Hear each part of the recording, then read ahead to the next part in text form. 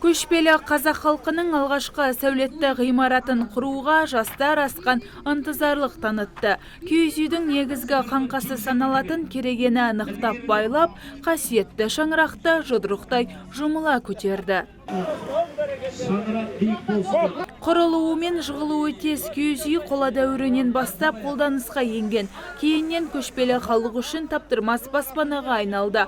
Бұл су тасқыны алай-дүлейге төтеп беретін төзімді болғандықтан құндылығы артты. Мырзабай Оспанов жайлауда өсіп көшпелі заманды көрген қария. Бала күнінен киіз үй тігіп әр тәсілін санаға сіңірген. Енді өскелең ұрпаққа насихаттап жүр. Айтуынша қазіргі тігілер киіз үйдің жөні бөлек. Заманауи үлгілерінде ағаштан да иіп жасайды. Дегенмен бұрынғы шеберлер азайып кеткен. Оның киіздерде түрлі заманауи материалдар пайдаланады. Бұрынғы жабақ жүннен жасайтын апалар азайып кеткен. Өткенге шегініп, қасиетті шаңырақты көтеріп, уықты қадауға келгендердің қарасы көп. Олар аға буынның әр сөзіне зер салып, әрекетін қайталауға тырысты. Бақытжан Қоныспаев та бабадан қалған мұраны меңгеруге асық. Киіз үй тігуін бірінші мәрте үйреніп отырық. Оңай нәрсе емес екен. Байлаудың да өзінің әртүрлі жолдары болады екен. Ең қиыны шаңырақты көтеру болып тұр ғой. Шаңырақты көтеріп, мұқтардың бәрін тығу ең қиыны осы екен. Қазақтың бұл кәдімгі дәстүрі ғой.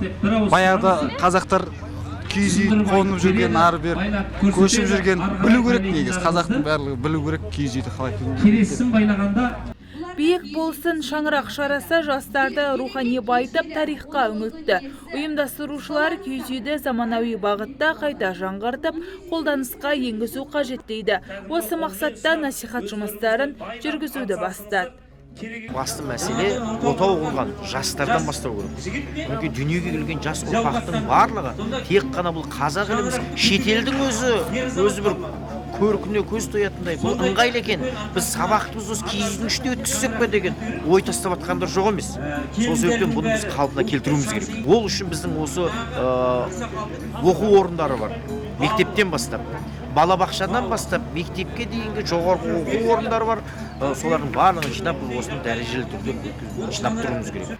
Нәтижесінде жастар 12 қанатты киіз үй құрды. Мұнда Наурыз мерекесі қарсаңында ұлттық құндылықтар дәріптелетін болады.